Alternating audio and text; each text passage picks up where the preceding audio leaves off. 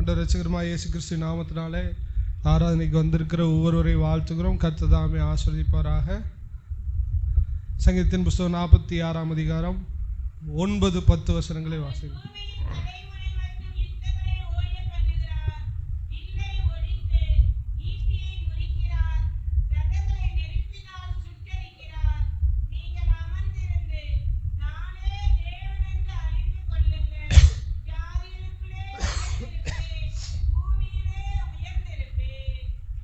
தொடர்ந்து நாம் பகுதியில் கிட்டத்தட்ட ஒரு நாலு செய்திகளாக நாம் பார்த்து வருகிறோம். என்றோடு இந்த செய்தியும் ஓய பண்ணுவார் என்று நான் நம்புகிறேன். யுத்தங்களை ஓய பண்ணுகிறவர் இந்த செய்தியும் இதோடு கூட நிறைய பெறலாம் வாய்ப்பு இருக்கிறது. தொடர்ந்து ஆண்டவருடைய வார்த்தை நாம் கவனிப்போம். இந்த வசனத்தில் நம்ம பார்க்கும்போது, அவர் பூமியின் கடைமுனை மட்டும் யுத்தங்களை ஓய பண்ணுகிறார், வில்லை ஒடித்து ஈட்டி முறிக்கிறார், ரதங்களை நெருப்பினால் சுட்டரிக்கிறார். பூமியில் வாழ்கிறவரை நமக்கு யுத்தங்கள் உண்டு என்று தொடர்ந்து நாம் பார்த்து கொண்டு வருகிறோம். இதில் அம்பை வில்லை ஒடித்து ஈட்டி முறிக்கிறார் என்கிறத நம்ம அம்பு ஈட்டி என்னென்ன என்று நம்ம பார்த்தோம். இந்த நாளிலையும் கூட ஆண்டவர் ரதங்களை நெருப்பினால் சுட்டரிக்கிறவர். இதில் ரதங்களும் வருகிறது, ரதங்களையும் அவர் சுட்டரிக்கிறவரா. ஆண்டவர் இந்த வசனங்களை சொல்லி ஆண்டவர் கீழே சொல்றாரு, நீங்கள் அமர்ந்திருந்து நானே தேவன் என்று அறியுங்கள், ஜாதிகளுக்குள்ளே உயர்ந்திருப்பேன், பூமியிலே உயர்ந்திருப்பேன்.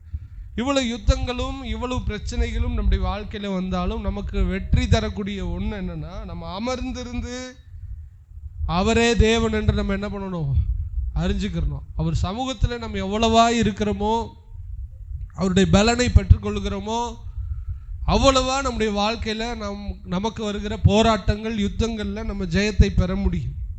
ஆண்டவர் யுத்தங்களை ஓய பண்ணுவேன் என்று சொல்லிவிட்டார். அது எப்படி ஓயும் என்று சொன்னால், நீங்கள் அமர்ந்திருந்து நானே தேவன் என்று அறியுங்கள். நீங்கள் அமர்ந்திருங்கள். நாம் ஓடி ஆடி செல்வதனால் அல்ல, நம்ம எதிர்த்து போராடுவதனால் மட்டுமல்ல, எல்லாம் செய்யணும். ஆனாலும் நமக்கு வருகிற யுத்தத்தில் கர்த்தர் நமக்கு ஜெயத்தை தர வேண்டுமானால் நாம் அவருடைய வல்லமையும் கிருபைகளையும் நாம் பெற்றுக்கொள்ள வேண்டும். நம்மால் செய்ய முடியாததை தேவன் செய்வார். நம்மளால முடியாது. நம்ம ஆசைப்படுவோம் விடுதலை ஆகணும், நம்ம ஆசைப்படுவோம் ஜெயிக்கணும். ஆனாலும் அந்த விடுதலை தரக்கூடியவர் ஆண்டவராய் இயேசு கிறிஸ்து. நமக்கு யுத்தத்தில் ஜெயத்தை தருகிறவர் இரட்சகர் இயேசு கிறிஸ்து. பரிசுத்தாவினுடைய வல்லமை, பிதாவுடைய கிருபை. நமக்கு மேலே ஒரு வல்லமை இருக்கிறது. பிசாசுடைய சக்தி பூமியில் நமக்கு மேலே போராடுகிறது. அதற்கு மேலே ஒரு வல்லமை நமக்கு தேவை. நம்முடைய ஞானத்தை விட பல மடங்கு ஞானம் உடையவன் பிசாசு. அவன் தாவீதை பார்த்தவன், அவன் சாமுவேலை பார்த்தவன், அவன் ஆதாமை பார்த்தவன், ஏவாளை பார்த்தவன். அவன் படைத்த இறைவனுக்கே சவால் விட்டவன். ஆண்டவருடைய எதிரி அவன். அவனுக்கு கிட்டத்தட்ட பூமியில் மட்டும் 6000 ஆண்டுகள் அனுபவம் இருக்குது பிசாசுக்கு. உங்களுக்கு எனக்கும் என்ன அனுபவம் இருக்குது? நமக்கு ஒரு அனுபவமே இல்லை. நம்ம அவனோட மோத முடியுமா? நம்ம கேட்டால் சொல்லுவோம், பிசாசு தலையை ஆண்டவர் என்ன பண்ணிட்டாரு, மிதிச்சிட்டாரு. அவன் மூளை இல்லாமல் என்ன பண்ணுறான், இருக்கான். அவன் தந்திரவாதி. ஆண்டவரோடு நம்ம இருந்தால் தான் அவனுக்கு மூளை இல்லை, மூளை செயல்படாது. ஆண்டவரோடு இல்லைன்னா அவனுக்கு மூளை ரொம்ப என்ன பண்ணுவோம், நம்ம வாழ்க்கையில் செயல்படும். அவனுடைய போராட்டத்துக்கு நீங்கள் நான் நிற்க முடியாது. ஆண்டவரோடு இருந்தால் பிசாசை ஜெயிக்கலாம். ஆண்டவரோடு இருந்தால் நம் பிசாசுக்கு மேலானவர்கள். ஆண்டவரோடு இல்லாவிட்டால் பிசாசு நம்மளை அப்படியே மிதித்து தூசியை போல மாற்றிடுவான். அவ்வளோ வல்லமை படைத்தவன். அவனுக்கு அவ்வளவு 6000 ஆண்டுகள் ஞானம் இருக்கிறது. சிம்சோனை எப்படி கவுத்தணும்னு தெரியும், சாமுவேலை எதில் குறைபட வைக்கணும்னு தெரியும், சவுலை எப்படி கவுத்தணும் தெரியும், தாவீதை எப்படி விழ வைக்கணும்னு தெரியும், எப்படி வஞ்சிக்கணும்னு தெரியும், சவுல்கிட்ட எப்படி போராடணும்னு தெரியும், எல்லார்ட்டையும் என்னென்ன செய்யணும், எந்த பரிசுத்தவான்களை எப்படி டார்கெட் பண்ணால் எப்படி உங்கள் வீழ்வாங்கிற நல்ல ஞானம் படைத்தவன் பிசாஸ்.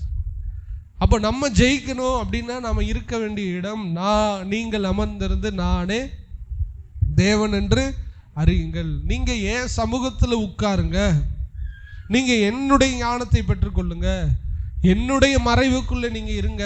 அப்பொழுதுதான் நம்ம என்ன பண்ண முடியும், ஜெயிக்க முடியும் என்று ஆண்டவர் சொல்லுகிறார். அதான் நீங்கள் அமர்ந்திருந்து நானே தேவன் என்று அறியுங்கள். ஜாதிகளுக்குள்ளே உயர்ந்திருப்பேன், பூமியிலே உயர்ந்திருப்பேன். கர்த்தர் நமக்கு உயர்ந்திருக்கிறவர் நிச்சயமாய் நமக்கு வெற்றி தர உண்மையுள்ளவராக இருக்கிறார். ஹல்லேலூயா, ஹல்லேலூயா. அப்ப மீண்டும் ஒரு தடவை அந்த வசனத்தை மட்டும் வாசிக்க. 9வது வசனம்.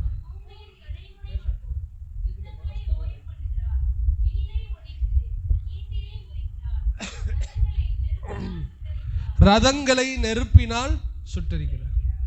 இப்ப வில், அம்பு, ஈட்டி, அம்பு, இது ரெண்டையும்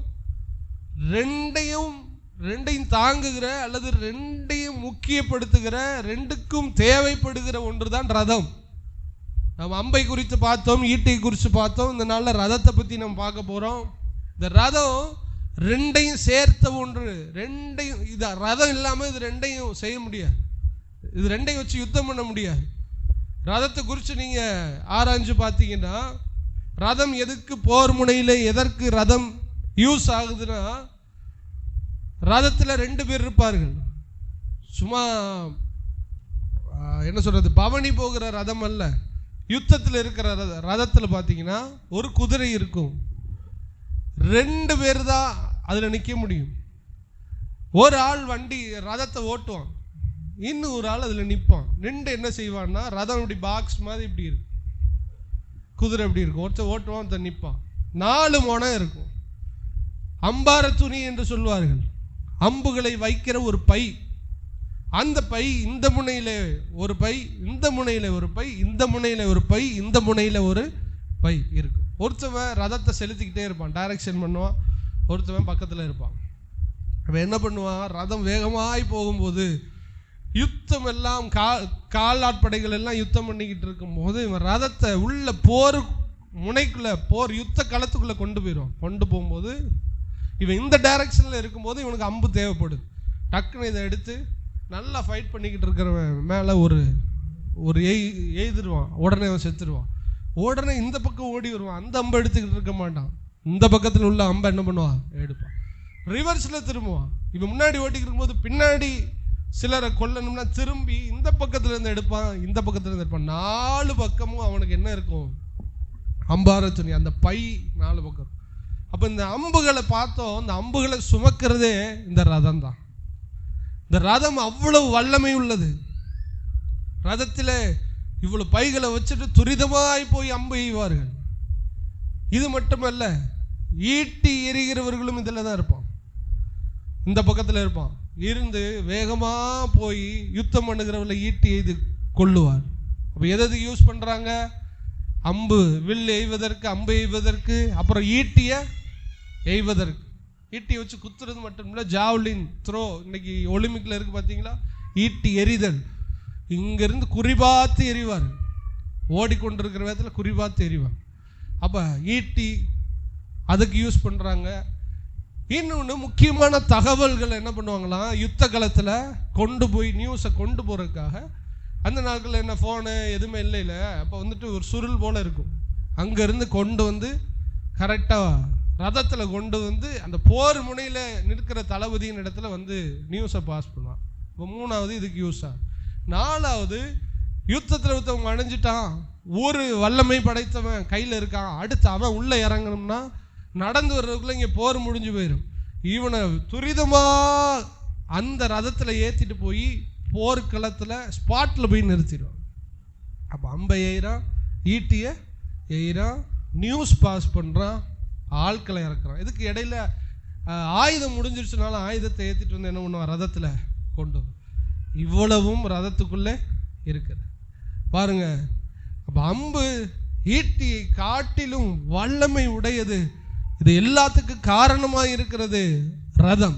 ஆண்டவராகிய தேவன் நமக்கு சொல்லுகிறார், நம்முடைய வாழ்க்கையில ரதங்களை அவர் நெருப்பினால் சுட்டரிக்கிறவர். ஹல்லேலூயா. கரங்களை வைத்து அல்லேலூயா சொல்லலாமா? நம்முடைய வாழ்க்கையில் இப்படி நீங்க பாருங்க, இப்படி யோசித்து பாருங்க. உங்க வாழ்க்கையில ரதங்களினால பிசாசு யுத்தம் பண்ணுகிறான். பிசாசுடைய ரகசிய திட்டங்கள் நம்முடைய வாழ்க்கையில ரதங்கள் மூலமாக வருகிறது. ரகசிய திட்டத்தை போடுறான். நீங்க ஒண்ணுல ஜெயிச்சுக்கிட்டு இருப்பீங்க பாருங்க. ஒண்ணுல ஜெயிச்சுக்கிட்டு இருக்கும் போது ஒரு திட்டத்தை வித்தியாசமா உங்க குடும்பத்தை கெடுக்கிறதுக்கு ஒரு நியூஸ் அவனுடைய தலைவனிடத்துல இருந்து பாஸ் பண்ணி கொண்டு வருவான். அந்த குட்டி சாத்தான்கள் எல்லாம் போராட்டங்களை தலைவன்கிட்ட இருந்து அங்கிருந்து வாங்கி வாங்கி வாங்கி நம்ம குடும்பத்துக்கு வந்து பாஸ் பண்ணி புது புது பிரச்சனையா. நீங்க சொல்லுவீங்களே, வாழ்க்கையில புது புது பிரச்சனையா வருது பிரதர். ஒண்ணுல போனா இன்னொன்னு வருது, ஒன்றை செஞ்சா இன்னொன்று வருது, ஒன்றில் தப்பு வைக்கப்பட்டா இன்னொன்று வருதுன்னு சொல்கிறேன் பார்த்தீங்களா? அது எல்லாமே இந்த ரதங்களில் இருந்து கிரியை செய்கிறது போல பிசாசு நியூஸை வாங்கிட்டு புது புது ஆட்களை வந்து இறக்கும். அல்லேலூயா. அடுத்து நீங்கள் ஒரு வேகத்தில் போவீங்க. நீங்கள் நானும் காலாட்கள் நின்று சண்டை போட்டுக்கிட்டு இருக்கும்போது அவன் பறந்து வருவான், ரதத்தில் தீவிரித்து வருவான், மின்னல் வேகத்தில் வருவான்.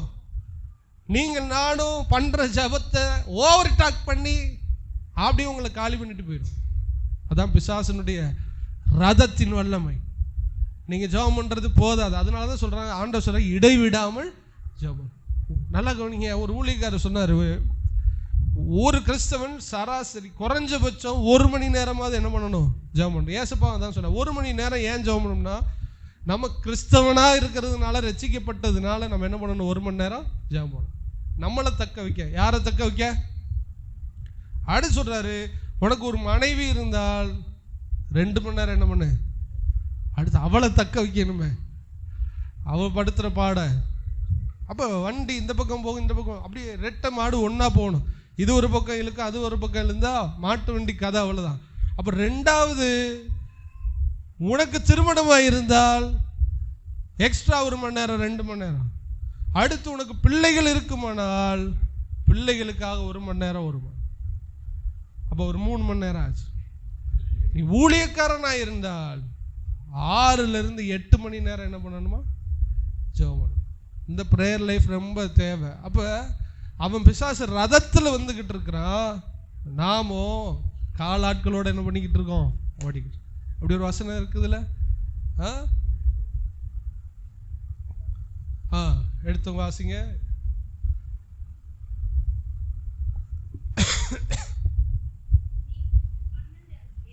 எரேமியா 12:5.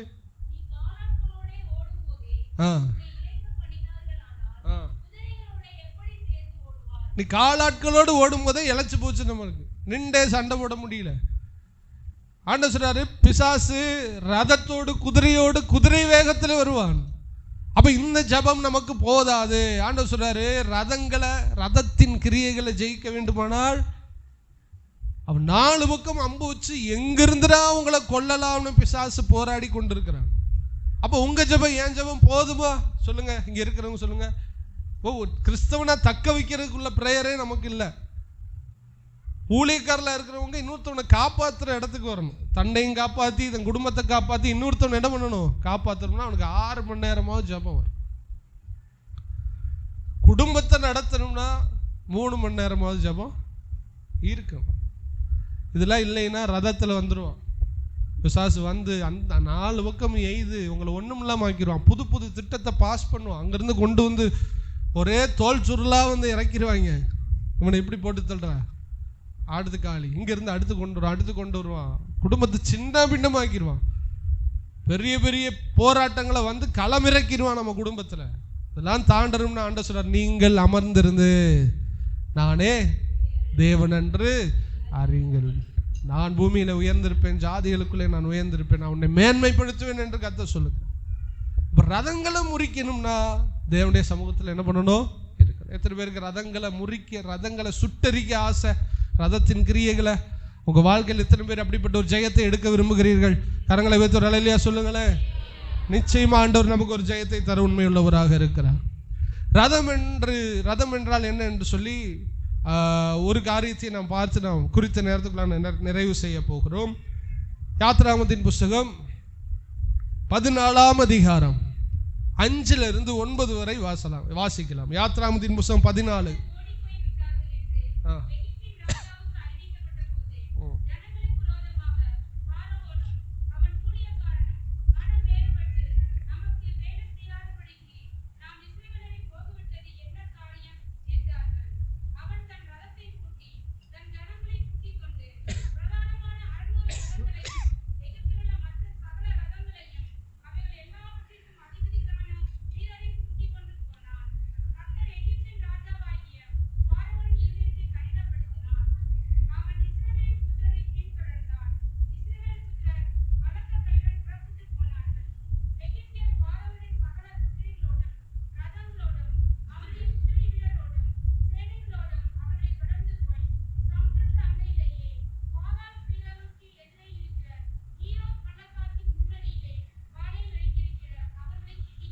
போதும்.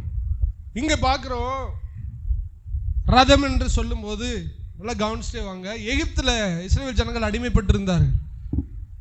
இந்த அடிமைத்தனத்தில் 400 ஆண்டுகளுக்கு மேலாக வச்சிருந்தாங்க. இப்பொழுது அவங்க அங்கிருந்து வெளியில வரும்படி கர்த்தர் உதவி செய்தார்.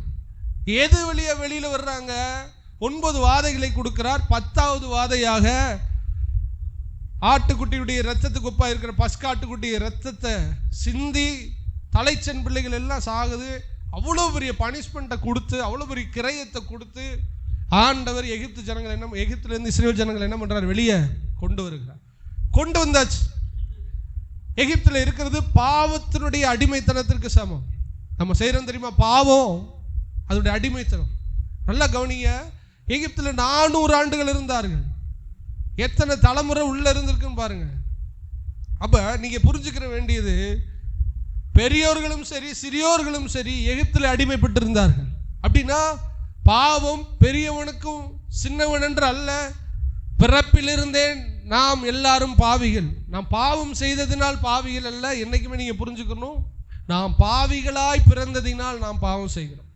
சொல்லுங்க, நாம் பாவம் செய்கிறதுனால் பாவிகள் அல்ல, நாம் பாவிகளாய் பிறந்ததினால் பாவம் செய்கிறோம். 400 ஆண்டுகள் இருந்தாங்க. நல்லா கவனிங்க. ஒரு தாத்தா பாட்டி இருந்திருப்பாரு. தாத்தா பாட்டி எகிப்தில் அடிமை, மகனும் எகிப்தில் அடிமை, மருமகனும் எகிப்தில் அடிமை, பேரனும் எகிப்தில் அடிமை, கொள்ளு பேரனும் எகிப்தில் அடிமை. அப்படியானால் மனுஷன் மூத்தவனும் சரி இளையவனும் சரி சிறியவனும் சரி பிறக்கிறவனும் சரி எல்லாரும் எகிப்தியனுக்கு அடிமை. ஆண்டவர் சொல்றார், நாம் பாவம் செய்யாத மனுஷர் ஒருவரும் இல்லை, எல்லாரும் வழி தப்பினார்கள், எல்லாரும் பாவிகள், எல்லாருமே பாவிகள். பிறக்கிற குழந்தை கூட பாவத்தில் தான் பிறக்குது. தாவீது அதான் சொல்றான், என் தாய் பாவத்திலே என்னை கற்பந்தரித்தாள், நான் பிறக்கும் போதே பாவியாகவே கற்பத்திலிருந்து வெளியிலே வருகிறான். இதுதான் பிரசவம் என்று சொல்லும் போது இப்படி சொல்லுவாங்களாம், பிறக்கும் போதே சவம், பிறக்கும் போதே செத்தவனாய், ஆத்துமாவிலே செத்தவனாய் பிறக்கிறான். பிறந்ததற்கு பின்பாக அவன் சாகிறான். சவம், பிறப்பு பிளஸ் சவம், பிரசவம். பிறக்கும் போதே ஒரு மனுஷன் பாவி. எகிப்தில் எல்லாருமே பாவிகள். ஆண்டவர் ஆட்டுக்குட்டியுடைய ரத்தத்தினால, ஏசப்பாவுடைய ரத்தத்துக்கு அடையாளமா இருக்கிற ரத்தத்தினால மீட்டெடுத்தார். வெளியில வந்தாச்சு. வெளியில என்ன ஆயிடுச்சு? வந்தாச்சு. இது ரட்சிப்புக்கு அடையாளம். வெளியில வந்த உடனே தான் சும்மா அடிமைப்படுத்திக்கிறவன் இப்ப என்ன பண்றான்? அவன் இருதயம் கடினப்பட்டு இவர்களை துரத்த ஆரம்பிக்கும். ஹல்லேலூயா. துரத்த ஆரம்பிக்கும். என்ன சொல்றான்? பார்வோனவன் ஊழியக்காரரை எல்லாவற்றையும் கூட்டி என்ன பண்றான்? அவருடைய மனம் வேறுபட்டு நமக்கு வேலை செய்யாதபடிக்கு நாம் இஸ்ரவேலரை போக விட்டது என்ன காரியம்?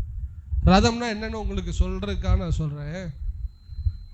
பாவத்திலிருந்து விடுதலை ஆயாச்சுன்னு நம்ம நினைப்போம் ரட்சிக்கப்பட்ட உடனே.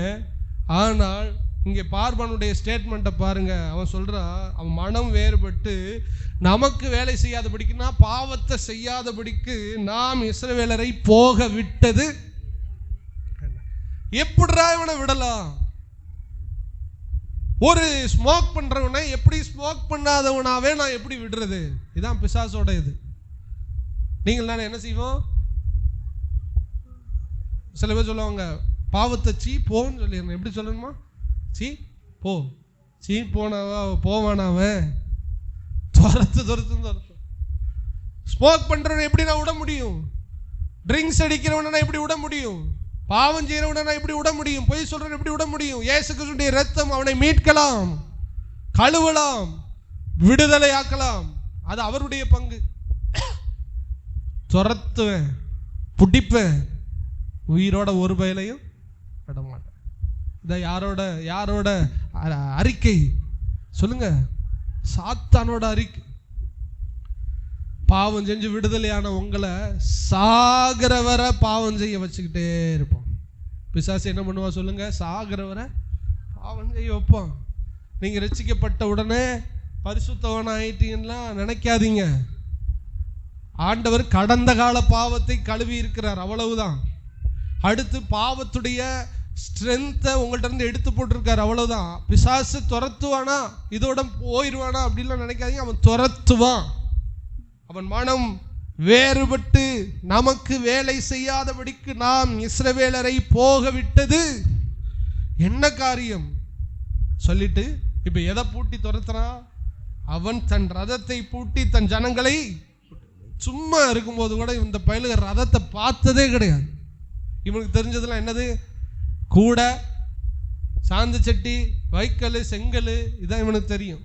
பெரிய ஒரு சிலையை செஞ்சாங்க, அதுக்கு இவங்க வேலை பார்த்தாங்க. இது மட்டும்தான் இவனுக்கு தெரியும். ரதத்தையே இவன் பார்க்கல, போர் முனையை பார்த்தது கிடையாது. ரட்சிக்கப்பட்டான். இதுவரை இல்லாத ரதத்தின் வல்லமை. எத்தனை ரதத்தா? பிரதானமாக இருக்கிற 600 ரதம், முக்கியமான 600 ரதம், மற்ற ஏராளமான ரதத்தை பூட்டிட்டு துரத்தார். நான் இது படிக்கும்போது ஆச்சரியமா இருந்துச்சு. முன்னாடி பாவம் செய்யும்போது கூட பெருசா பாவம் செஞ்சோம் உணர்வு இல்லை, போராட்டம் கம்மியா இருந்துச்சு. என்னைக்கு ஆண்டவர் நம்மளை சந்திச்சாரோ ரதத்தை பூட்டி துரத்துன்னு துரத்துறான். உங்களை எல்லாம் துரத்தல போல. என்ன அப்ப நீங்க எகிப்துக்குள்ள இருக்கீங்கன்னு அர்த்தம். எகிப்தை விட்டு வெளியில வந்தா ரதத்தை பூட்டி என்ன பண்ணுவான்? எத்தனை பேரை துரத்துறான்? மீசையில மண்ணை விட்டாது உங்களுக்கு. எத்தனை பேரை துரத்துறான்? போராடுறனா? ஆனதினமும் உங்களுக்கு போராட்டம் உண்டு. ரதத்தை பூட்டி பிசாசு துரத்துவான். நீங்க எதிலிருந்து விடுதலையாக்கப்பட்டீர்களோ அந்த பாவத்தை இன்னும் அதிக அழகா உங்கள்கிட்ட காமிப்பான். எதுல மனம் திரும்பினீர்களோ அதுல இன்னும் ஒரு கிரேடை கூட்டி அப்படி அழகா காமிப்பான். ஏன்னா நீங்க அதுல தான் வீழ்ச்சி அடைவீங்கன்னு தெரியும். தன் பிரதானமான 600 ரதத்தை பூட்டிக் கொண்டு மற்றும் அநேக ரதத்தை கூட்டிக் கொண்டு வேகமாய் தொடர்ந்து வந்தார். அல்லேலூயா. யாத்திராம் 15:9 ஒரு வார்த்தை சொல்றான், தொடருவேன், பிடிப்பேன், கொள்ளையாடி. என்னடா ஆட்டுக்குட்டியுடைய ரத்தத்துல நீ தப்பிச்சிட்ட? இயேசு என்ன உன்னை ரட்சிச்சிட்டாரு? நீ பரிசுத்தவனா மாறிட்டியா? நீ சாகிற வரை உன்னை என்ன பண்ண மாட்டேன், விட மாட்டேன். உன்னை திருப்பி அடிமைத்தனத்துக்குள்ள மாற்றுவேன், திருப்பி உன்னை சாகடிப்பேன், திருப்பி உன்னை கொள்ளையாடுவேன். நீ எந்த பாவத்திலிருந்து வெளியே வந்தாயோ அதே பாவத்துக்குள்ள நான் திருப்பி உன்னை தள்ளுவேன். இதை விட பயங்கரமா தள்ளுவேன். சவால் விட்டு துரத்துறான் பிசாசு. இப்ப நீங்க எவ்வளவு ஜெபம் பண்ணணும்? நீங்க ரட்சிக்கப்பட்ட உடனே எல்லாம் சரியாயிருச்சுன்னு நினைக்க கூடாது. ரட்சிக்கப்படுறது பல்பு ஒரு கடையில் வாங்குறதுக்கு சமம். என்னது ரட்சிக்கப்படுறது? என்னது? பல்பை வாங்கலாம். ஆண்டவர் பிரகாசிக்கிறதுக்கு ஒரு அந்தஸ்தை தந்திருக்காரு, அவ்வளோதான் பல்பு. ஆனால் இந்த பல்பை ஹோல்டரில் மாட்டுறதா என்ன பண்ணும்? ஏறி. ரட்சிக்கப்பட்ட உடனே பிரகாசிச்சிருவேன்னு நினச்சிடக்கூடாது. அது ஹோல்டரில் மாட்டப்படணும். அப்படின்னா அதுக்குள்ளதை நீங்கள் செலுத்தணும், கிரயத்தை செலுத்தணும், உங்களை காத்துக்கொள்ளணும். தேவனால் பிறந்தவன் எவனும் பாவம் செய்யான், அவன் செய்ய மாட்டான்னு சொல்றாரு. எப்ப செய்ய மாட்டான்? அவருடைய வித்து அவனுக்குள்ள இருக்கிறது.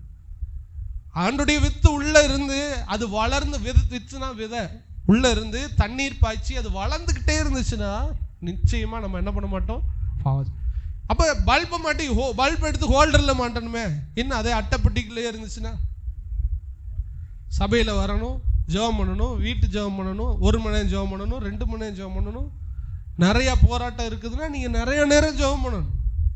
கொஞ்சம் போராட்டம் இருக்குதுன்னா அதுக்கேற்ற மாதிரி ஜெபம் பண்ணணும். உங்களை என்னைய பிசாசு விடவே மாட்டான், துரத்திக்கிட்டே தான் இருக்கும். அப்போ நம்முடைய கிருபாசன ஸ்தாபகர் ஐயா ஜெபம் பண்ணாங்களாம் ஒரு தடவை.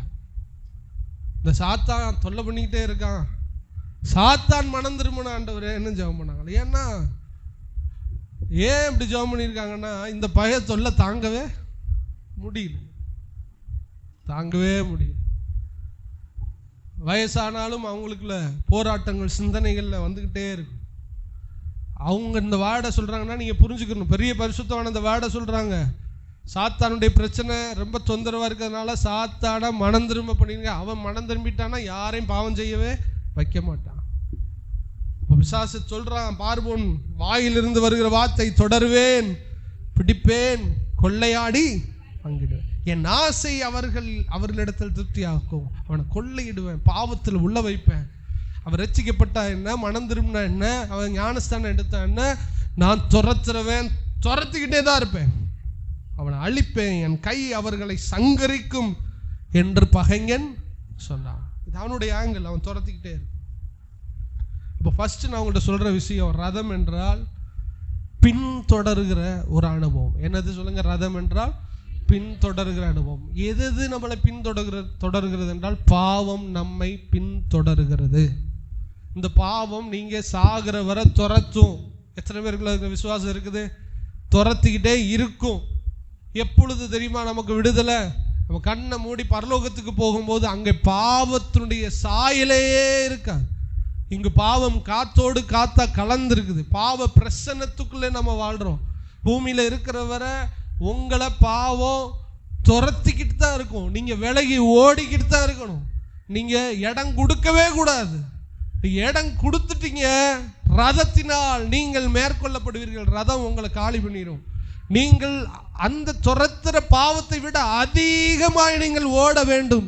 அப்படின்னா அதிகமாக ஜெபம் பண்ணி தேவனுக்குள்ள இருந்தால் தான் நீங்கள் தப்பு வைப்பீங்க. இல்லைன்னா நீங்கள் பழசு செஞ்சீங்க பார்த்தீங்களா, நீங்கள் ரசிக்கப்படுறதுக்கு முன்னாடி செஞ்ச பாவத்தை ஒழுங்காக ஜெபம் பண்ணி ஆண்டவருக்குள்ள இல்லாதவங்க நீங்கள் இங்கே இருந்தீங்கன்னா நீங்கள் கொஞ்சம் செக் பண்ணிக்கிறீங்க. பழசு நீங்கள் என்ன செஞ்சீங்களோ அதை விட டபுள் மடங்கு நீங்கள் இப்போ செய்ய ஆரம்பிச்சு. சில பேர் செஞ்சுக்கிட்டு இருப்பீங்க. நீங்கள் ஆண்டவரோட இல்லைன்னா எதில் மனம் திரும்பினீங்களோ அதில் நீங்கள் ரெட்டிப்பா திரும்ப செய்வீங்க. அந்த ரதம் உங்களை தொடர்ந்துருச்சு, பிடிச்சிருச்சு. அது சங்கரிக்க போகிறது, சங்காரம் பண்ண போகிறது.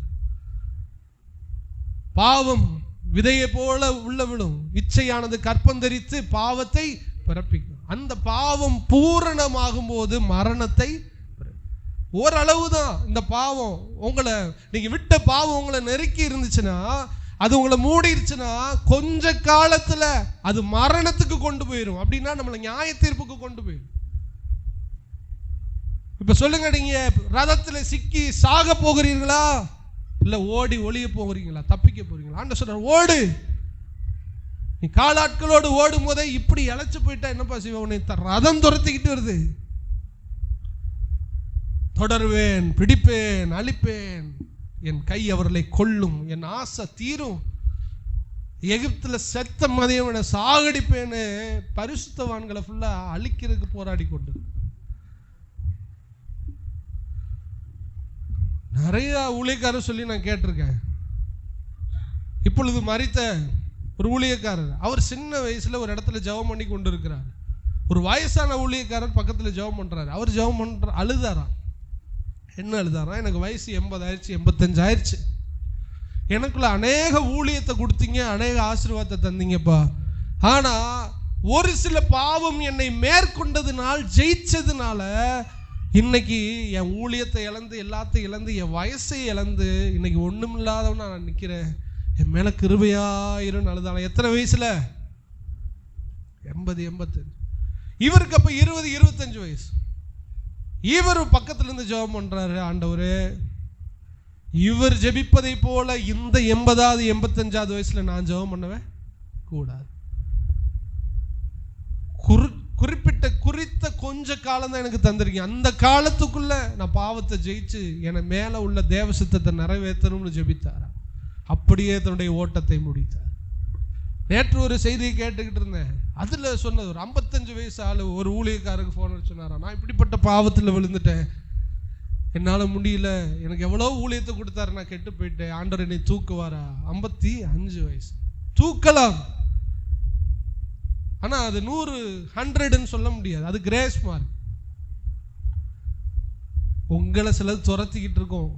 நீங்க ஓடியே ஆகணும், ஜெயிச்சே ஆகணும். அப்பதான் உங்க மேல உள்ள தேவ சித்தம் நிறைவேறும். நீங்க 100% தேவ சமூகத்துக்குள்ள போக முடியும். இந்த விழிப்புணர்வு இல்லாமல் ரதங்கள் மூலமா பிசாசு பாவத்துல துரத்தும் போது நீங்க விட்டு கொடுத்து நின்றுட்டீங்கன்னு வச்சுக்கிறீங்களேன், அது உங்களை அழிச்சிரும், ஒண்ணும் இல்லாம ஆக்கிரும். சிலரை நரகத்துக்கே கொண்டு போயிடும். ஆண்டோடைய கிருபை இருக்கிறதுனால சிலர் தப்பு வச்சு கடைசி காலத்துல மன்னிப்பு கேட்டு நரகத்திலிருந்து காப்பாற்றப்படுகிறார்கள். ஆனா அவங்களுக்கு எந்த வெகுமதியும், எந்த கிரீடமும், எந்த மேன்மையும் பரலோகத்தில் கிடைக்காது. உங்களை எது துரத்திக்கிட்டு இருக்குது? துரத்த நிக்காதீங்க, தயவு செய்து நிக்காதீங்க. உங்களுக்கு இன்னைக்கு இதை விட மோசமான நிலைமை இன்னும் நாளைக்கு வரும், அடுத்த மாசத்துல வரும், இன்னும் நீங்க கட்டப்படுவீங்க. இப்ப டபுள் மடங்கு உங்களை பிசாசு நீங்க செஞ்ச பாவத்துல பிடிச்சு வச்சிருக்கானா, இனி என்ன பண்ணுவான் பிசாசு? இன்னும் ட்ரிபிள் போர்ஷன், 3 மடங்கு 4 மடங்கு 5 மடங்கு எல்லாம் பிடிச்சு கடைசியில் நம்முடைய ஆன்மாவை நரகத்துக்கு என்ன பண்ணிடுவான்? அவன் கொல்லவும் அழிக்கவும் அன்றி வேறொன்றுக்கும் வரா. அப்ப பாவம் துரத்துது ரதத்தை போல, நாயானது கக்கினதை தின்றது போல. நாய் என்ன பண்ணுது? உள்ள இருந்து சாப்பாட்டு என்ன பண்ணுது? வேண்டாம்னு கக்கி, திருப்பி பசிச்சோ என்னமோ தெரியல, கேட்க உங்களுக்கு அருவருப்பாக தான் இருக்கும், அதை திருப்பி நக்கி சாப்பிட்டு. இப்படித்தான் ஒருத்தர் மனுஷன் தன் பாவத்திலிருந்து விடுதலை ஆகிறது கக்கிறதுக்கு சமம். அதே பாவத்தை திருப்பி செய்யறான் பாருங்க, அது கக்கினதை சாப்பிட்றதுக்கு சமம். பன்றியானது சேற்றில் விழுந்த பன்றியை தூக்கி கழுவி வைக்கிறார்கள், அது மீண்டும் அந்த நாற்றத்துக்குள்ள திரும்பி விழுகிறதுக்கு சமம் தான் ஒரு மனுஷன் திரும்ப பாவம் செய்யற.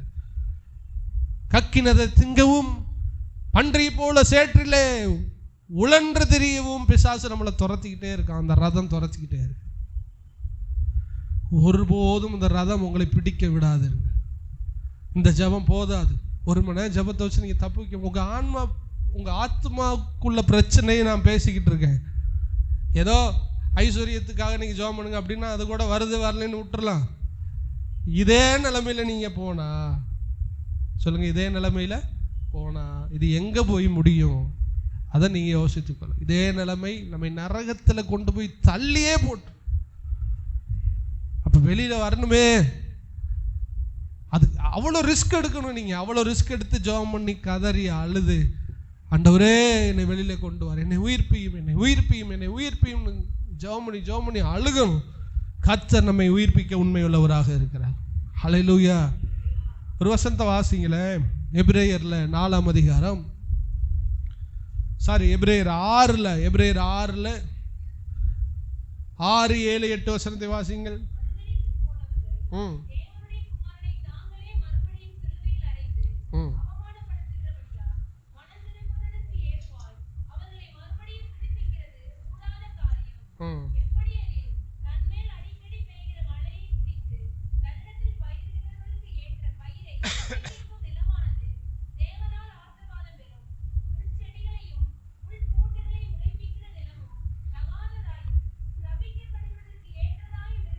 போதும் இங்க பாருங்க, ஏனெனில் ஒரு தரம் பிரகாசிக்கப்பட்டும் பரம ஈவை ருசி பார்த்தும் பரிசுத்த ஆவியை பெற்றும். ஒரு தடவை ரட்சிக்கப்பட்டும். இங்க ரட்சிக்கப்பட்டவர்கள் எத்தனை பேர் இருக்கீங்க? எல்லாருமே ஆண்டவர் நம்மளை சந்தித்து இருக்கிறார். ஒரு முறை பிரகாசிப்பிக்கப்பட்டும் தேவனுடைய நல்வார்த்தை இனிவர் உலகத்தின் பலன்களை ருசி பார்த்தும் மறுதளித்து போனவர்கள், குமாரனுடைய இரத்தத்தை தாங்களே மறுபடியும் குமாரனை திரும்ப தாங்களே சிலுவையில் அறைவதினால் அவமானப்படுத்துகிறதுனால், நல்லா கவனிங்க இந்த வார்த்தையை, மனம் திரும்புவதற்கு ஏதுவாக அவர்களை மறுபடியும் புதுப்பிக்கிறது கூடாத. புரிஞ்சா? ரட்சிக்கப்பட்டதுக்கு பின்னாடி ஒருத்தவன் மனப்பூர்வமா திரும்ப ஒரு தவறை செஞ்சுக்கிட்டே இருக்கான், தன் ரட்சிக்கப்படுறதுக்கு முன்னாடி இருந்த பாவத்தை செஞ்சுக்கிட்டே இருக்கான்னா நல்லா தெரிஞ்சுக்கிறங்க, அவன் மறுபடி உயிர்ப்பிக்கப்படுவது கூடாத. அவன் உயிர்ப்பிக்கப்பட முடியாது, அவன் மீண்டும் வர முடியாது, அவன் கதை அவ்வளவுதான், அவன் நரகத்துக்கு போயிடுவான். ஆண்டவரே கொடுத்துட்டார். சொல்லுங்க, இன்னைக்கு யாருக்குள்ள இந்த மறுபடியும் இந்த பாவம் இருக்குது? இன்றைக்காகிலும் மனம் திரும்பி உள்ள ஒரு உணர்வு வேணும். நல்லா கவனிங்க, பாவம் செய்யாத மனுஷன் யாருமே கிடையாது. நான் என்ன சொல்றேன், 4 தடவை துரத்துவான், 5ஆவது தடவை கையை கட்டிக்கிட்டு என்னை எந்த வேணாலும் செஞ்சுக்க, இனிமே நான் அவ்வளோதான், இதுக்கு மேலே நான் வாழ முடியாதுன்னு இந்த வார்த்தையை ஒருபோதும் உங்கள் வாயிலிருந்து சொல்லாதீங்க. ஆண்டவர் சொன்னார், எனக்கு ரொம்ப பிடிச்ச வார்த்தை, நான் ரொம்ப பழகின வார்த்தை. ஒருவன் வந்து கேட்குறான், ஆண்டவரே ஒரு சகோதரன் எனக்கு விரோதமாய் குற்றம் செய்தான், நான் எத்தனை முறை மன்னிக்க? அவர் சொல்லுவார், ஆண்டவர் சொல்லுவார், யாரும் சொல்லிட்டு போட்டும் பரிசுத்தவான்கள் அப்போஸ்தலர், எனக்கு ஏசப்பா சொன்னது ரொம்ப முக்கியம். அவர் சொன்ன வார்த்தை, ஒருவன் பாவம் செய்து உண்மையிலேயே மனஸ்தாபப்பட்டு உன்கிட்ட மன்னிப்பு கேட்டா 7 தடவை அல்ல 70 தடவை, இன்ஃபினிட்டி, முடிவில்லாத வரை நீ அவனை மன்னித்து கொண்டே இரு என்று சொல்ற. என்ன சொல்றேன், நீங்க பாவம் செய்கிற சூழ்நிலை வரும் பொழுதெல்லாம் உங்களுக்குள்ள ஒரு மனஸ்தாபம் வேணும். இந்த மனஸ்தாபத்தையும் உணர்வையும் மட்டும் ஒரு விசுவாசி இழக்கவே கூடாது. எத்தனை முறை பிசாசு உன்னை தள்ள வைக்கிறான், பிரச்சனை இல்லை. உங்களுக்கு ஒரு மனஸ்தாபம் வேணும். என்ன மனஸ்தாபம் வேணும்? ஆண்டவரே ஆண்டவரே, நான் தெரிஞ்சு செய்யலப்பா, நான் மனப்பூர்வமாக செய்யலப்பா, நான் விரும்பி செய்யலப்பா. அவர்கிட்ட சொல்லணும், ஆண்டவரே பாருங்க, நேற்று கூட ஜெபம் பண்ணனே, முந்தா நேற்று கூட பொருத்தனை பண்ணனே, ஆராதனையில் கூட அழுதுட்டு வந்தனே, நான் இப்போ கூட பைபிள் தானே படிச்சுக்கிட்டு இருந்தேன், இப்போ கூட கூட்டத்துக்கு தானே போயிட்டு வந்தேன், இவ்வளவு செஞ்சு என்கிட்ட போராடுதே, நானாப்பா செஞ்சேன், என்னை மன்னிச்சிருங்கப்பா, என்கிட்ட பலன் இல்லையே, என்னை கழுவிருங்கப்பா, இல்லை என்னை எடுத்துக்கிறங்கப்பா, இதோ பரிசுத்தமாக இருக்கும் போதே எடுத்துக்கிறங்க, என்னால் முடியலன்னு சொல்லிட்டு கெஞ்சி நம்முடைய யதார்த்தத்தை சொல்லி உணர்ந்து அழுது மனஸ்தாபப்பட்டால் உன்னை அழைத்த தேவன் உன்னை 70 தரம் கூட மன்னிக்க உண்மையுள்ளவராக இருக்கிறார். நம்ம செய்யற தவறு என்ன தெரியுமா?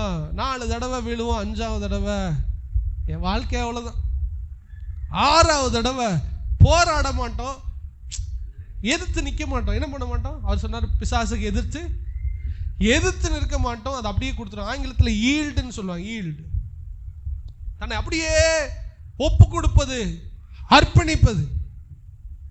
அந்த அசுத்தத்தை நீங்க எதுக்கணும், அது வேற வழி இல்லாம உங்களை மேற்கொண்டாலும் நீங்க அழுது புலம்பி உங்க மனஸ்தாபத்தை, உங்க உணர்வை, கண்ணீரை ஆண்டவர்கிட்ட காணிக்கையா வச்சு அழுதுரும். பல மணி நேரம் அழுதுரும் செஞ்ச பாவத்துக்காக. அது வரும்போது, அந்த பாவம் வரும்போது அப்படியே உங்களை அர்ப்பணிக்கிறீங்க பார்த்தீங்களா, எதிர்க்காம. அங்கதான் சிக்கலே இருக்கு. அவர்களை பார்த்தா சொல்றாரு, அவர்கள் உயிர்ப்பிக்கப்படுவது கூடாத. இந்த பழைய ஏற்பாட்டில் அழகா ஒரு சிச்சுவேஷன் ஆண்டவர் அப்படியே காண்பிப்பார், இந்த பாவத்தை எதிர்க்கிறத குறித்து. நல்லா கவனிச்சிட்டே வாங்க. ஒரு பெண் வந்து ஒருவனுக்கு நிச்சயம் பண்ணப்பட்ட இருப்பாள். ஒரு பெண்ணை நிச்சயம் பண்ணி வச்சிருக்காங்க. இப்ப அவ ஊருக்குள்ள வர்றா. ஊருக்குள்ள வரும்போது ஊருக்கு வெளியில ஒரு பெரிய ஒரு கொள்ளையன் அல்லது ஒரு விபச்சாரக்காரன், ரொம்ப பலம் வாய்ந்தவன். பெண்ணா எப்படி இருப்பா சொல்லுங்க? பெண்ணு பலன் இருக்கா, நான் அழகானவளா இருக்கா, வெளியில வர்றா. ஊரு அவுட்டர். இதை கவனிச்சுட்டே வாங்க. பாவத்திலிருந்து எப்படி ஆண்டவங்களை விடுதலையாக்க ஒரு வழியை சொல்லி தருவார். வெளியில வரும்போது, ஊருக்கு அவுட்டர்ல வரும்போது கையை பிடிச்சிட்டான், பலவந்தம் பண்றான். அவளை அழிப்பதற்காக, அவளை சீரழிப்பதற்காக. இவ என்ன பண்றா? கத்துறா. கத்து கத்து கத்து கத்துன்னு கத்துறா. ஒரு ஆளுக்கும் காது கேட்கல. ஏன்? இவ ஊருக்கு வெளியில இருக்கா. இவன் அவளை கெடுத்து போட்டான். இது நியாயாசனத்துக்கு முன்பாக வருகிறது. இப்பொழுது ஜட்ஜ் எப்படி நியாயம் தீர்க்கிறார் என்றால், அண்ணா சொல்றாரு, நீ இப்படி நியாயம் தீர்ன்னு சொல்ற. என்ன சொல்றாரு? அப்ப ஊருக்கு வெளியில இருந்தா, மனம் விரும்பி அவனோடு கூட அவள் தவறு செய்ய போகவில்லை. இவன் தான் பலவந்தம் பண்ணி கையை பிடிச்சிட்டான். இந்த கையை பிடிச்ச இவ தட்டி விட கூட இவள்கிட்ட என்ன இல்லை, பலன் இல்லை. கத்துனாலும் ஒரு பயிலும் ஹெல்ப்புக்கு வரல. இவனை கற்பழிச்சது, கொலை செஞ்சதுக்கு சமம். அதனால அவனை கொன்று இவளை ஃபர்ஸ்ட் கேஸ். ரெண்டாவது, அதே பொம்பளை ஊருக்குள்ள வர்றான். ஊருக்குள்ள வரும்போது அதே மாதிரி ஒரு பலவந்தன் கையை பிடிக்கிறான். இங்க கையை பிடிக்கிறான். இங்க ஒரு வீடு இருக்கு, இங்க ஒரு வீடு இருக்கு, இங்க ஒரு வீடு இருக்கு, இங்க ஒரு வீடு. கையை பிடிச்சவ அவளை எதிர்க்கிறதுக்கு மனசு இல்லை.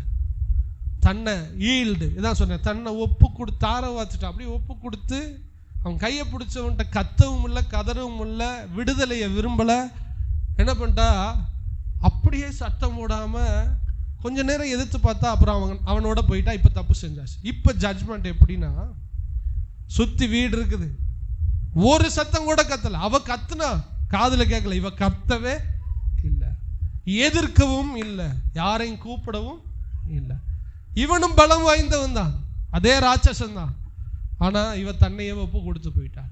இவள் விபச்சாரம் செய்ததுக்கு சமம். இவளையும் கொன்று விடு, அவனையும். இப்படி ஆண்டவர் அழகா ஒரு சட்டத்தை கொடுக்குற. இதே தான் நீங்க பாவத்துக்கு எடுக்கணும்.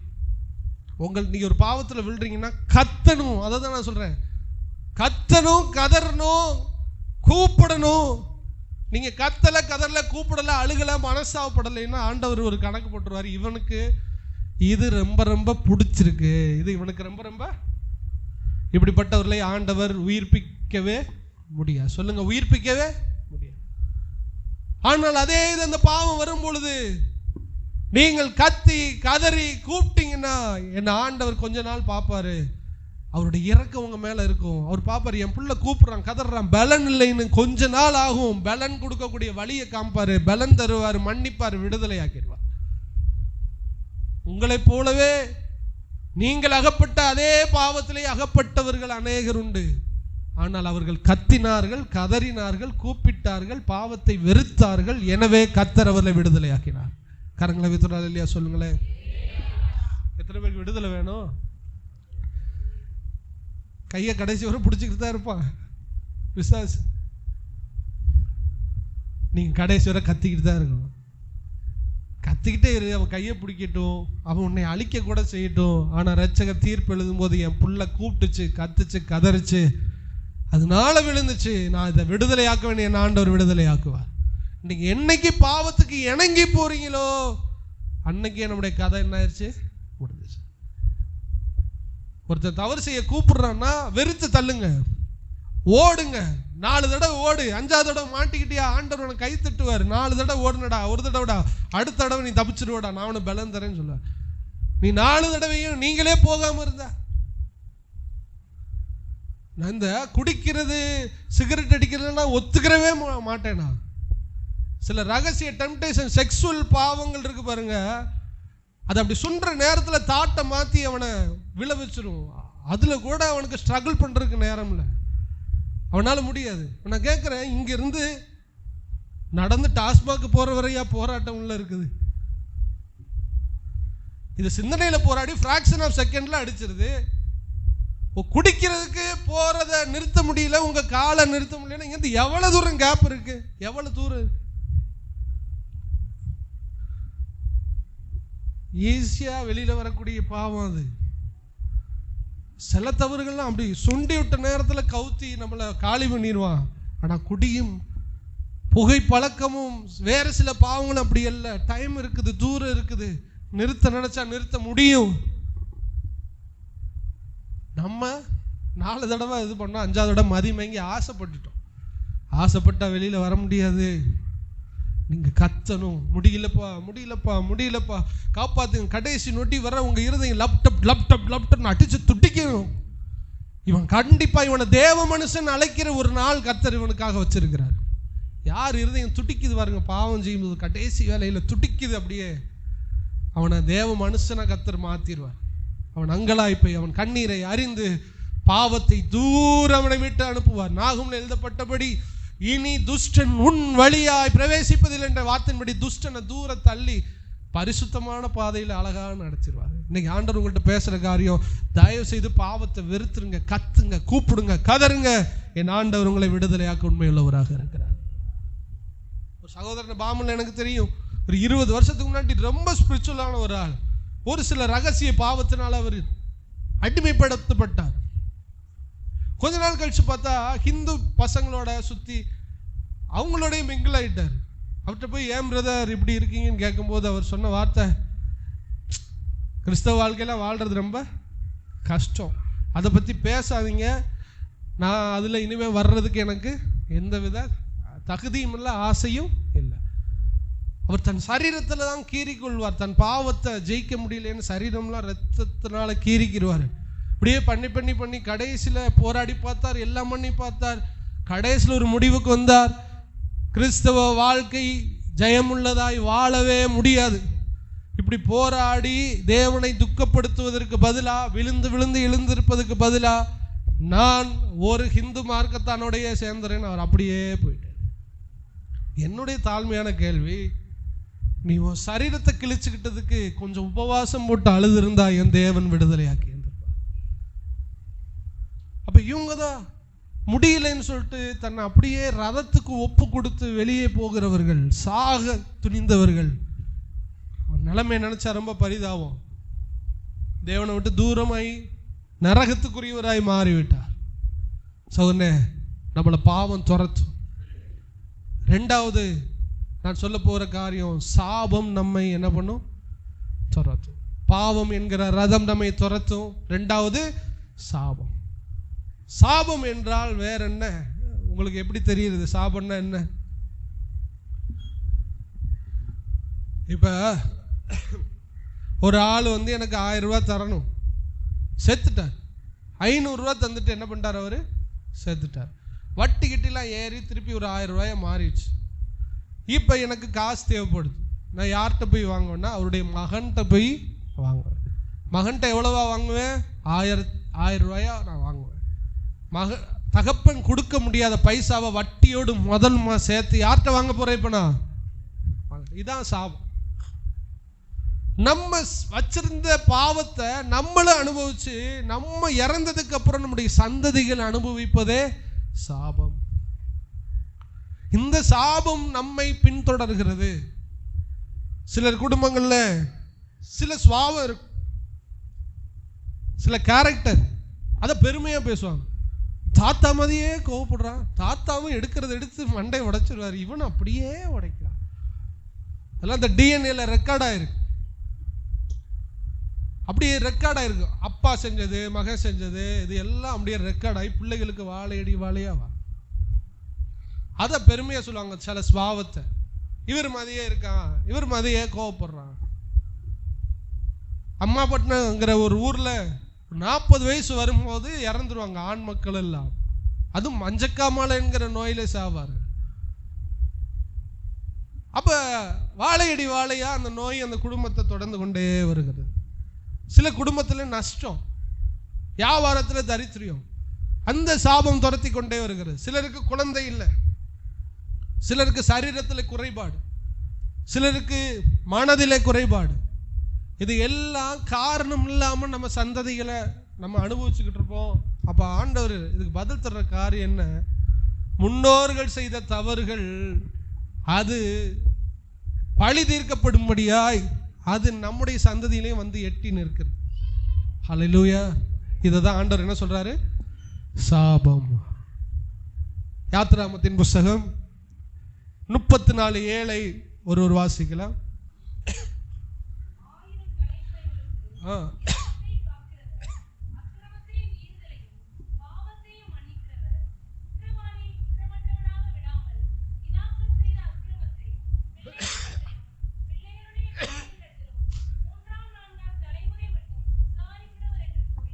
ஆண்டவரை பத்தி போடப்பட்டிருக்கிற ஒரு விஷயம்.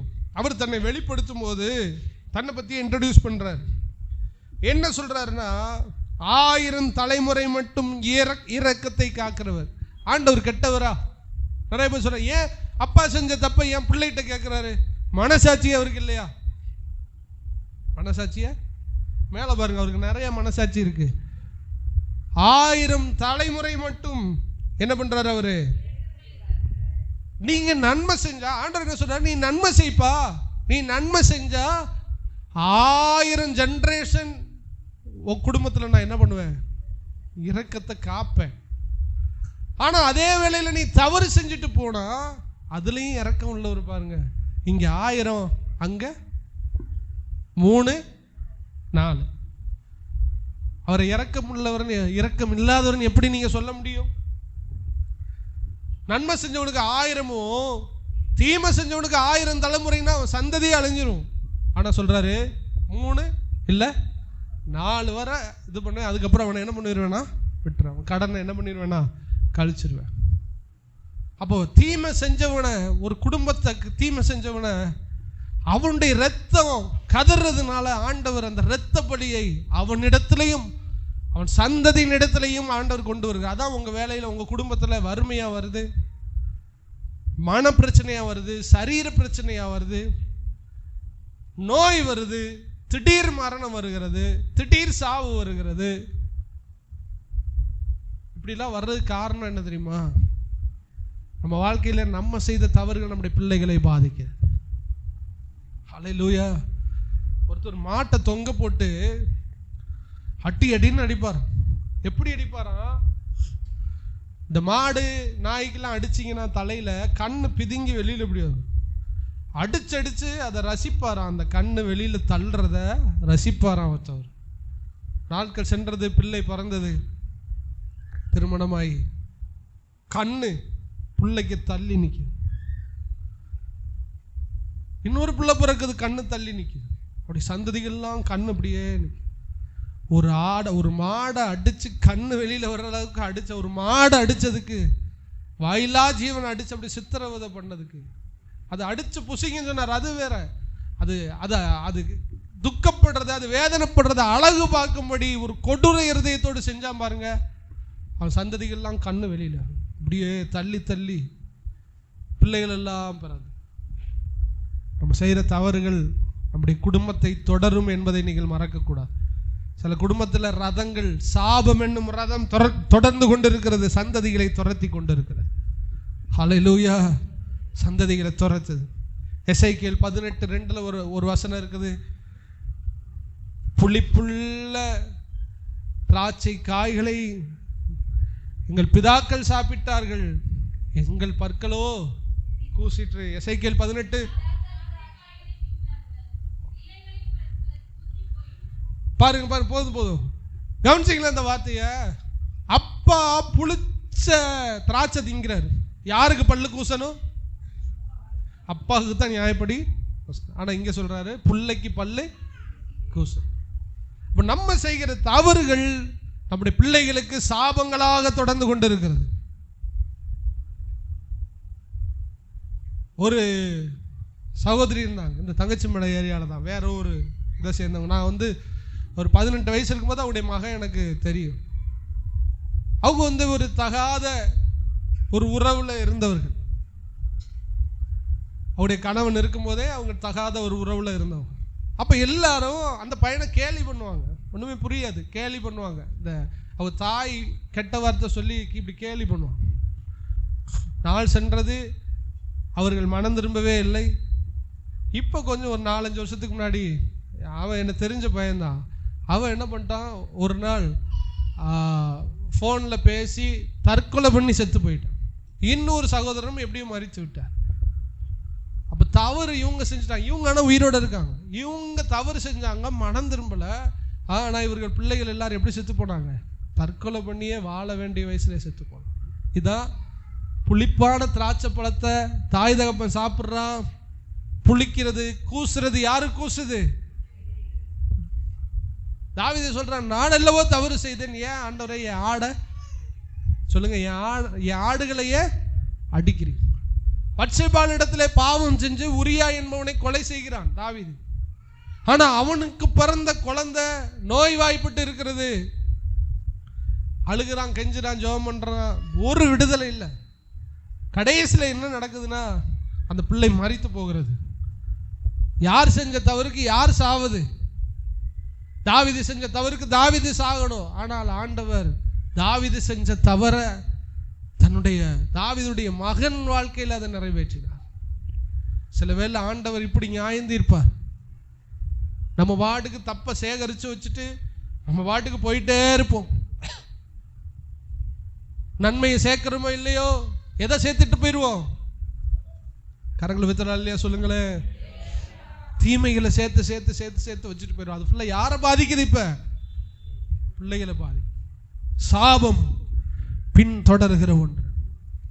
ஆனால் இதே வசனத்தில் ஆச்சரியப்படுத்தும் வசனம் எசேக்கியேல் 18:2 இருக்கிறது. நீங்க இதை கவனிங்க.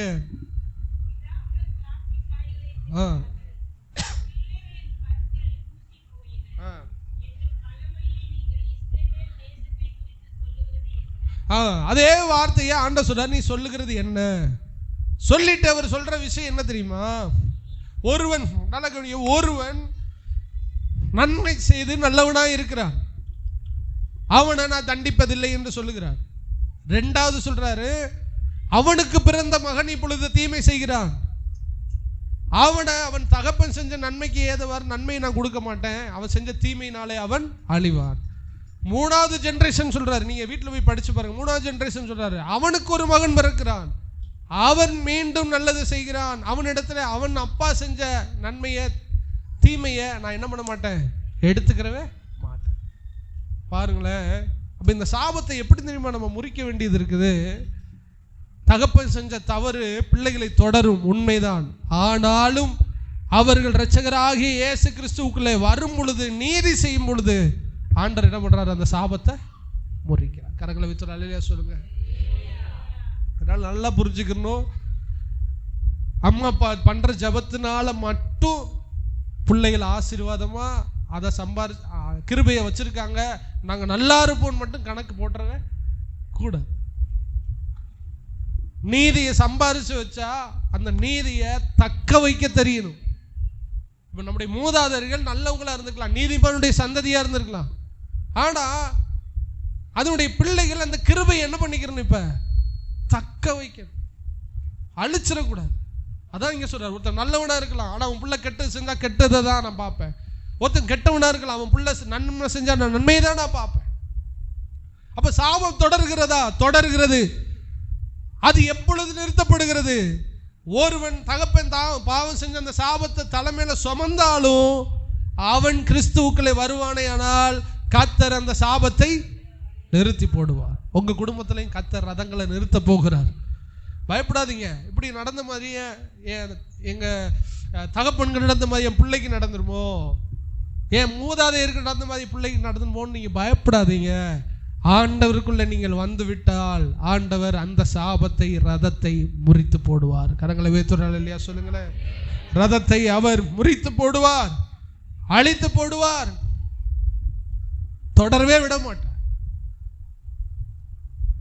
அப்ப தகப்பன் செஞ்ச கிருபைகளை காத்துக்கணும். அதே பேரை வச்சு ஓட்டிக்கிட்டே இருக்கக்கூடாது. எங்க அப்பா அம்மா ஜெபம் பண்ணுவாங்க, நானும் என்ன பண்ணுவேன்? ஆண்டவர் என்னையும் பாதுகாத்துக்குருவார். இல்லை, அவங்க ஆத்துமா வேற, இவங்க ஆத்துமா வேற. தீமை செஞ்சா தீமை தொடரும், ஆனா நீ பிரேக் பண்ண முடியும்.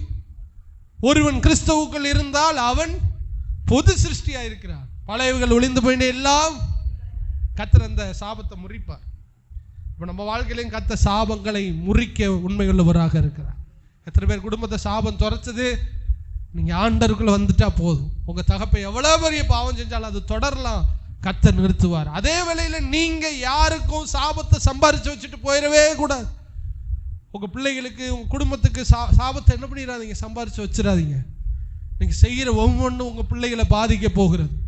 நீங்க செய்கிற ஒவ்வொன்றும் பிள்ளைகளை கஷ்டப்படுத்த போகிறது. நீங்க புளிப்பானதை சாப்பிடுறீங்க, பிள்ளைகளுடைய பற்கள் கூச போகிறது. அதனால பூமியில வாழ்ற வரை நன்மைகளை சேர்த்து சேர்த்து சேர்த்து சேர்த்து வைக்க.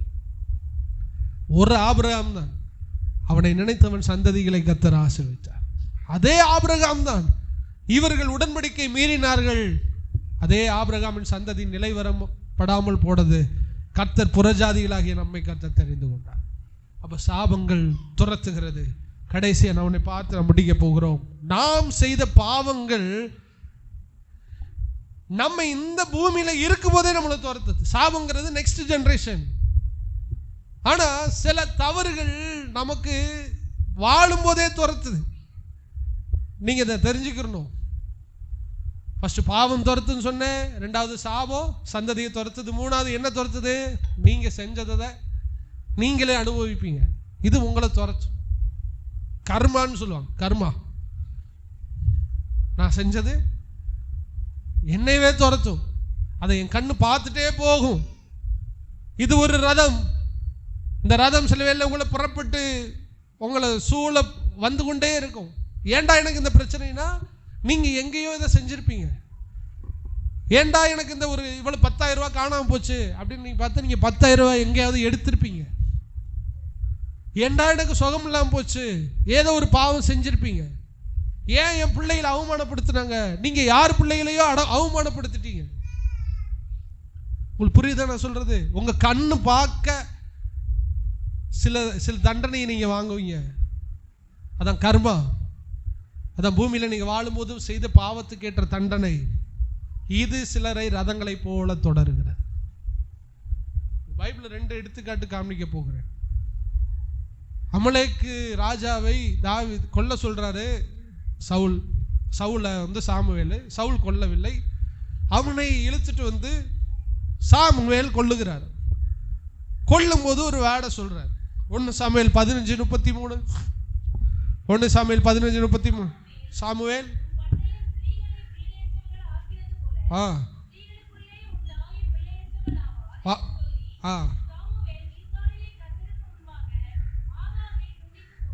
ஆகாகை கொல்லும் போது சொல்றான், ஒரு ராஜாவை, அமலேக்கு ராஜாவை கொல்லும் போது இந்த வேடை சொல்றான், நீங்க நல்லா கவனிச்சுக்கிறீங்க, நீ அநேக ஸ்திரீகளை பிள்ளையற்றவனாய் மாற்றி விட்டார். கவனிக்கிறீங்களா? இந்த ஆகாக என்ன பண்ணியிருக்கான், நிறைய பிள்ளைகளை கொண்டு தாய்க்கு பிள்ளை இல்லாம ஆக்கியிருக்கான். சாமுவேல் இதே வேட சொல்லி ஜெபம் கொள்றாரு, நீ அநேக பிள்ளைகள் கொன்று தாய்க்கு பிள்ளை இல்லாம ஆக்கிட்டீங்களப்பா, இப்பொழுது உன் தாயும் பிள்ளையற்றவளாய் மாறுவாளாக என்று சொல்லி கொன்றான். இதான் அவன் செஞ்சது. அவனுக்கே திரும்ப பார்த்தீங்களா, சில ரதம் உங்களை இப்படி தொடரும், நீங்க பாட்டுக்கு செஞ்சுட்டு போயிடாதீங்க.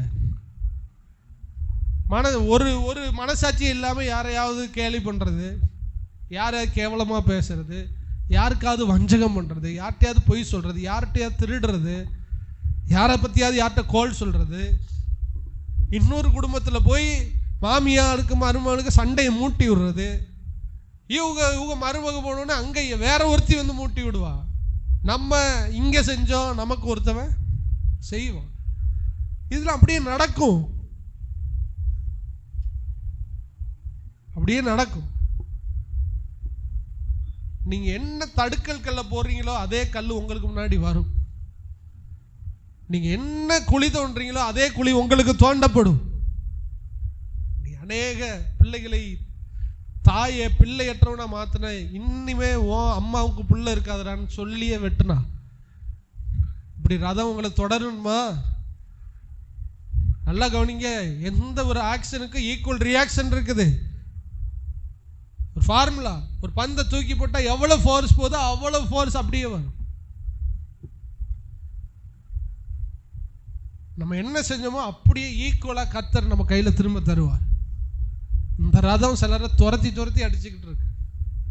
குடும்பத்திலேயே சில தெரியும், நான் ஏன் இப்படி, என் குடும்பத்திலேயே இப்படி நடக்குது, நீங்க என்னமோ செஞ்சிருக்கீங்க அதான் நடக்குது. ஏன் என் பிள்ளைக்கு இப்படி நடக்குது, இன்னொன்னு நீ என்னமோ செஞ்சிருக்கோம், இன்னொருத்தவனை அற்பமா நினைக்கிறோம், அதனாலதான் நம்மளை ஒருத்தவன் அற்பமா நினைக்கிறான். இன்னொருத்தவனை நம்ம அவமானப்படுத்துறோம், அதான் நம்மளை ஒருத்தன் அவமானப்படுத்துறோம். இன்னொருத்தவனை தாழ்த்துறோம், ஒருத்தவன் நம்மளை தாழ்த்திக்கிட்டு இருக்கான், மிதிச்சுக்கிட்டு இருக்கான். ஒரு குடும்பத்தை கெடுத்தோம், நம்ம குடும்பத்தை பலர் வந்து கெடுத்துக்கிட்டு இருக்கான்.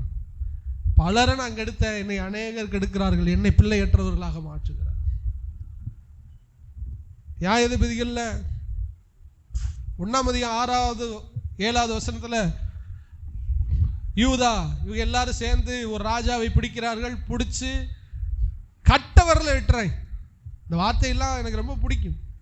கட்ட விரல வெட்டி ராஜாவை பிடிச்சி கால் விரல ஃபுல்லா வெட்டி தரிச்சு விரல இல்லாம ஆகிட்டேன். இது அவனுக்கு தெரியுமா தெரியாதான்னு தெரியல. வெட்டுனவனுக்கு ஒரு ராஜாவை பிடிச்சி கால் விரல வெட்டுறான். இவனோட பாஸ்ட் இவனுக்கு தெரியவே செய்யாது. வெட்டுறவனுக்கு இங்கேயும் சாமுவேலுக்கு இவனோட பாஸ்ட் தெரியாது. ஆனா இந்த வார்த்தையை சொல்லி வெட்டுறான். நீ அநேக தாய்களை பிள்ளை இல்லாம மாத்தின, உன்னை நான் மாத்தேன்னு கொண்டான். சாமுவேலுக்கு தெரியுமா தெரியாது. அமலேக்கு ராஜாவுக்கு தெரியுமா தெரியாது. ஆனா கர்மா நடக்க வேண்டிய நடக்குது, செஞ்சது நடக்குது. நீ செஞ்சதுக்கு ஈக்குவல் ரியாக்ஷன் திரும்ப வருது. இங்கேயும் ஒருத்தவனை பிடிச்சி எப்படிடா கொல்லலான்னு சொல்லும் போது கால் விரல வெட்டி போட்டாங்க. யதார்த்தமா அப்ப அவன் அழுதுகிட்டே சொல்லுவான். அந்த வார்த்தை வாசிங்கள், நியாயாதிபதிகள் 1:7.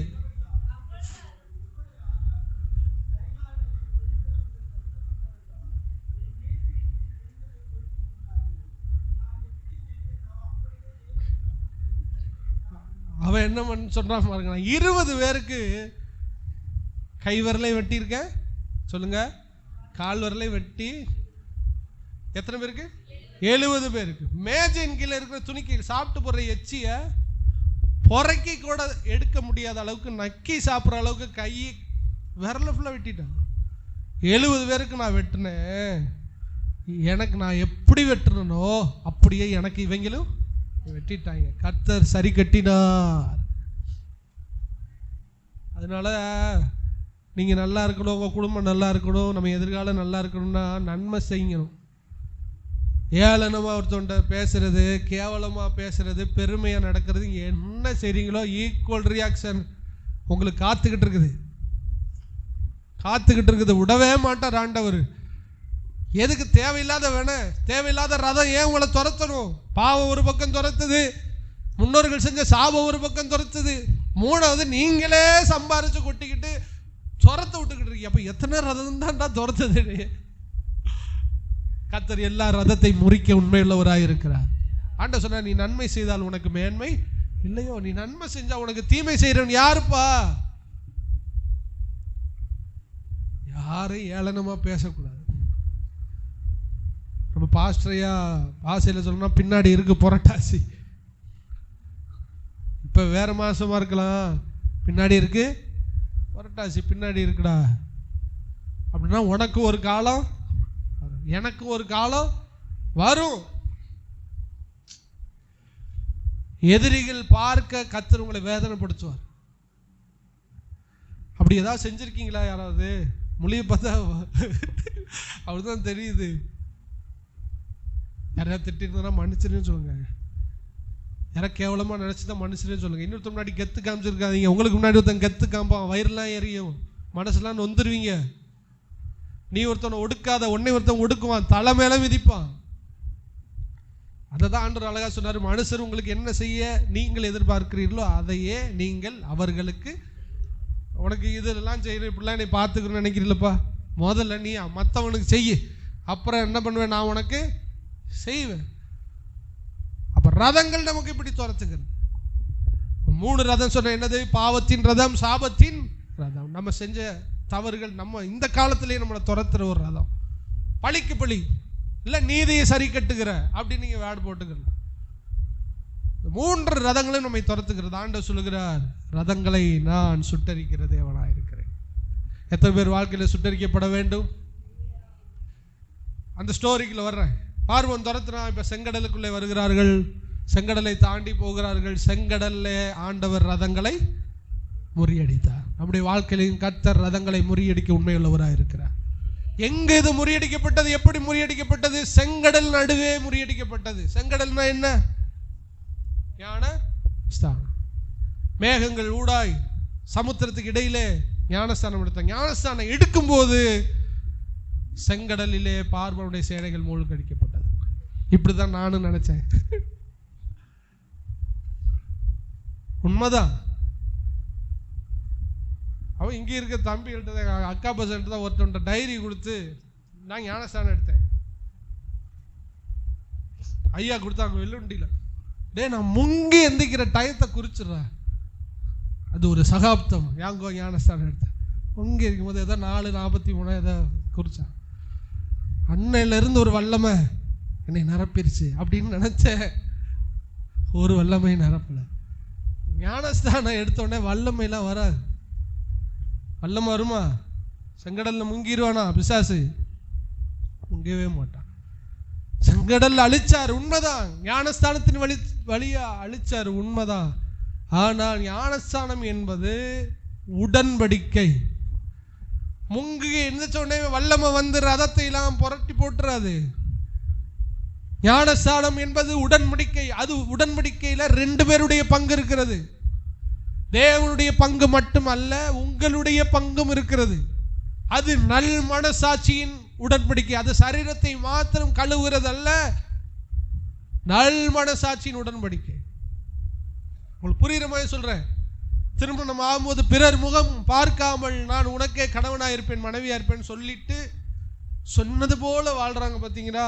அதான் நல் மனசாட்சியின் சொல்லுங்க உடன்படிக்கை. எப்பொழுது ஆண்டவர் ரதத்தை மூழ்கடிப்பார் அப்படின்னா, நீங்க இந்த உடன்படிக்கை காக்கும் போது. தேவனே, உலகத்தை பார்க்க மாட்டேன், அதான் எனக்கு பிறர் முகம். பாவத்தை பார்க்க மாட்டேன், அதான் எனக்கு பிறர் முகம். உமக்கே நல்ல மனைவியா இருப்பேன், அதுதான் நல்ல உடன்படிக்கை. ஆண்டவரே, உயிரோட வாழ்றலாம் உங்க சித்தம் தான் செய்வேன். பூமி மேல ஆசைப்பட மாட்டேன், உலகத்தின் மேல ஆசைப்பட மாட்டேன், எது மேலே நான் ஆசைப்பட மாட்டேன், நீங்க தான்ப்பா எனக்கு வேணும்னு ஒரு கணவனிடத்துல மனைவி செய்கிற உடன்படிக்கை போல ஒருவன் எடுத்து அந்த உடன்படிக்கையில் உண்மையுள்ளவனாய் இருந்தால், ஒரு புருஷன் பொண்டாட்டியை தொட்டா விடவே மாட்டான். கையை பிடிக்கும் போது ஹஹா நல்லா பிடிடா அப்படின்னு சொல்ல, வெளுத்து கட்டிடுவான், கையை வெட்டிடுவான். அதே இது அந்த மனைவி உண்மை இல்லாதவர் இருந்தால், சனியனை இதோட பிடிச்சி இழுத்துட்டு போட, இன்னும் இதோட நான் வீட்டுக்கு போறேன் தனியா, உடன்படிக்கையில உண்மையா இருக்கிறதா ஞானஸ்தானம். நீ உண்மையா இருந்தா உன்னை தொடுகிறவன் என் கண்மணியை என் கண்ணை தொடுறான்னு சொல்ற. எப்ப ரதத்தை கவுப்பாருங்க, நீங்க உண்மையா இருந்தா ரதத்தை கவுப்பார். நீங்க இங்க ஒரு வாழ்க்கை அங்க ஒரு வாழ்க்கை வாழ்ந்துக்கிட்டு ஞானஸ்தானம் எடுத்துட்டேன்னு பேருக்குன்னு கொடுத்துட்டு ஆத்திரத்துக்கு அவசரத்துக்கு கல்யாணத்துக்கு முந்தின நாளைக்கு அங்கிட்டு சாக போற மாதிரி இருக்கு, வயிறு வலிக்கிற மாதிரி இருக்கு, அதுக்குள்ள ஒரு ஞானஸ்தானத்தை எடுத்துருவோம், வெளிநாடு போற மாதிரி ஒரு ஞானஸ்தானத்தை எடுத்துருவோம். அல்ல,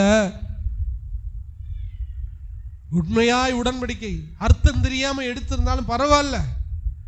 இன்னைக்கு ஆண்டவர் சொல்ற அர்த்தத்தை புரிஞ்சுக்கிறணும். தேவனே, பிறர் முகம் இனி பார்க்க மாட்டேன், உலகத்தை பார்க்க மாட்டேன், பாவத்தை பார்க்க மாட்டேன், எதையும் பார்க்க மாட்டேன், நீரே எல்லாம், நீரே என் வாழ்க்கையில எல்லாம் சொல்லி நீங்க ஒப்பு கொடுக்குறீங்களா, அதான் உண்மையான ஞானஸ்தானம். இப்படி செய்யும் போது பின்தொடர்கிற பார்வோனை தன்னுடைய மனவாட்டியாகிய உங்களை தொடவே விட மாட்டார், கர்த்தர் அழித்து போடுவார். இப்ப சொல்லுங்க, ரதம் எப்ப அழியும்?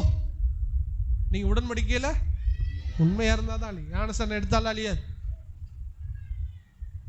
ஞானஸ்தானம் எடுத்தா வேணா உங்க அழுக்கு வேணா அழியும், மனசாட்சி அழியாது. நீங்க தான் உங்க பார்ட் இருக்குது, வல்லமையெல்லாம் வராது. நானும் வல்லமை வரும்னு பார்த்தேன், அதுக்கப்புறம் தான் பிச்சை எடுத்துட்டான் என்னைய பிசாசு. ஞானஸ்தானம் எடுத்ததுக்கு அப்புறம் தான் கொன்னுட்டான் என்னைய. வல்லமை வரல, ஒண்ணு வரல. அரிஸ்தாவி பெற்றாலும் வல்லமை அப்பயே வராது. அது டேங்கை திறந்து விட்ட ஒரு பைப் லைன் போல, நீங்க டெய்லி திறந்துக்கிட்டே இருக்கணும், மேல இருந்து வந்துக்கிட்டே இருக்கணும், சப்ளை ஆகிக்கிட்டே இருக்கணும். நம்ம எல்லாரும் ஜென்ரேட்டர் அல்ல, நம்ம ஜென்ரேட்டர் கிடையாது, கரண்ட்டை ப்ரொடியூஸ் பண்றவங்க கிடையாது, நம்ம கரண்ட்டை பாஸ் பண்றோம். நமக்குள்ள வல்லமை இல்லை, நல்லா தெரிஞ்சுக்கணும். நமக்குள்ள வல்லமை இல்லை, வல்லமை பெற்றுக்கொள்ளுகிற பாத்திரமா இருக்கிறோம், அவ்வளவுதான். ஞானஸ்தானம் கவிழ்த்து போடுகிறது.